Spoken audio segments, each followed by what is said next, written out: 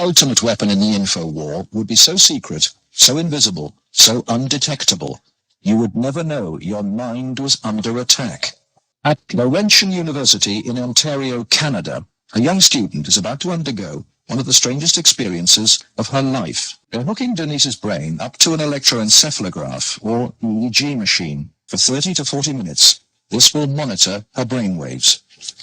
While these electric coils attached on either side of her head will immerse her brain in an electromagnetic field. Her brain actually completes the circuit between the two coils. The field pulsing through her brain is less powerful than one given off by a digital clock radio, but acutely controlled and focused at specific parts of the brain, it will open Denise's mind to outside suggestion by this man.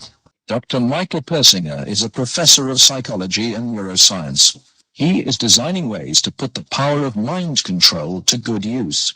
Dr. Persinger's research focuses on brain trauma.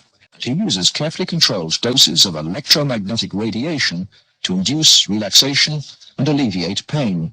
So what Sandra did was to initiate a opiate releasing pattern. That's a burst firing field that was stimulated once every 4 seconds. And that produces relaxation and a very pleasant sensation.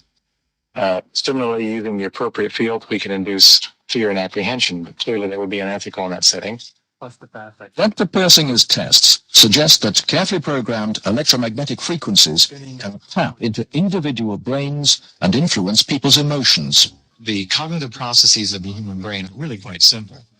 And if you understand how they work, you can make entire populations think and decide no matter what you wish. Many experts are skeptical of such an Orwellian scenario, but Persinger thinks the implications are chillingly real. Suppose you generate a field that produces fear, fundamental fear, in large numbers of people.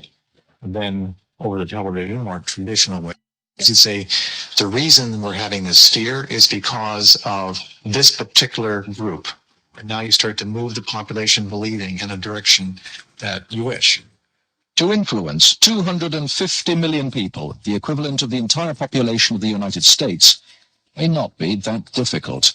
According to Dr. Persinger, we already have the technology, satellites and television, and radio transmitters. Mind control may already be happening.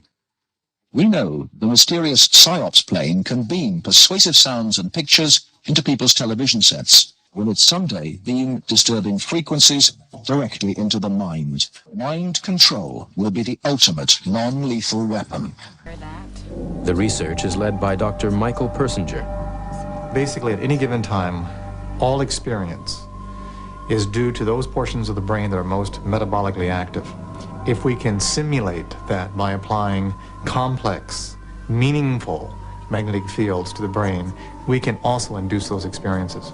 If you stimulate the deep portions of the temporal lobe, so you can get very, very vivid imagery, and the emotional commitment or the emotional sensation that something is profound, real, cosmically real, and personally significant.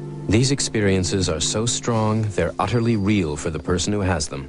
They can be as profound as a religious conversion, yet we can generate them with a machine. These mind games are beginning to shed their secrets. The scientist becomes the shaman. But what are the limits? What else can people be made to believe? But one thing that's really clear, you can control the person's experiences, and they don't know they're being controlled. And they don't know they're being controlled. And they don't know they're being controlled.